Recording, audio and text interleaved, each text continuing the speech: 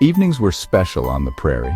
The sky would be painted in hues of orange and pink as the sun dipped below the horizon, casting a warm glow over the fields. It was a serene moment, a signal that the day's labor was coming to an end. The sun went down, work was done, and it was time for family.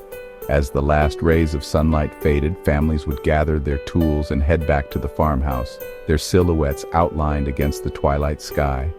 In the 1970s, families still had supper together every night. It was a cherished tradition, a time when everyone would come together to share a meal and recount the events of the day. It was a time to connect, like coming in from the fields after a long day.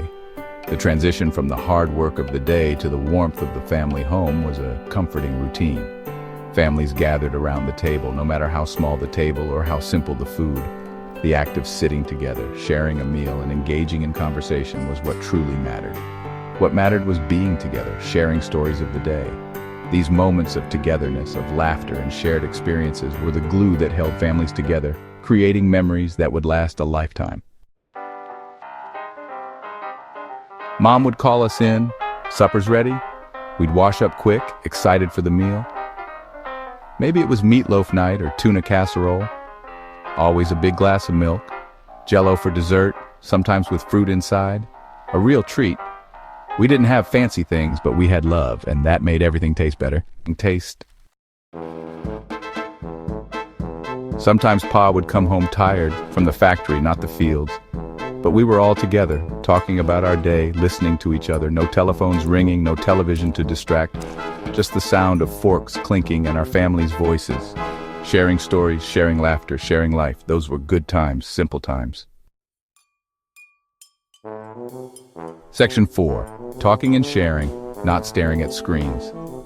In the 1970s, family time was all about connection and conversation.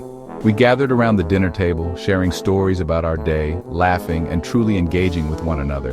Children today have those newfangled gadgets. Back then our toys were simple, yet they sparked our creativity and imagination.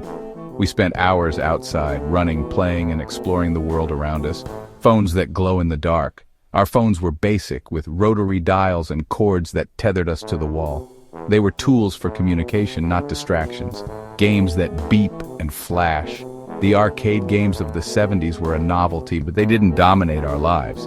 We balanced screen time with real-world interactions. In the 1970s, we had board games and books. We used our imaginations. Board games brought us together, fostering teamwork and friendly competition.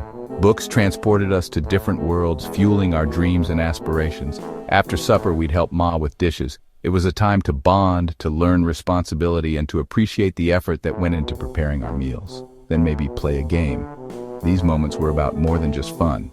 They were about building relationships and creating lasting memories. Or listen to Pa tell stories. Sometimes we'd sing songs, simple pleasures. These activities nurtured our souls and brought us closer as a family. But they filled our hearts with joy.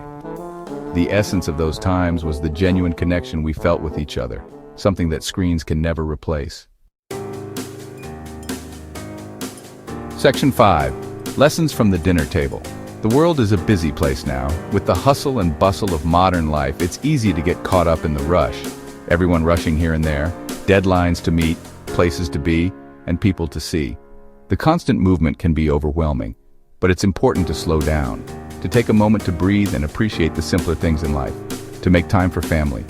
In the midst of our busy schedules, we must remember to prioritize those we love, to share a meal, to talk, to listen. These moments of connection are invaluable. Remember the lessons of the simple times, when families gathered around the dinner table, not just to eat, but to bond. Family dinners are more than just food. They are about love, connection. They are about sharing our lives with each other and building memories that last a lifetime.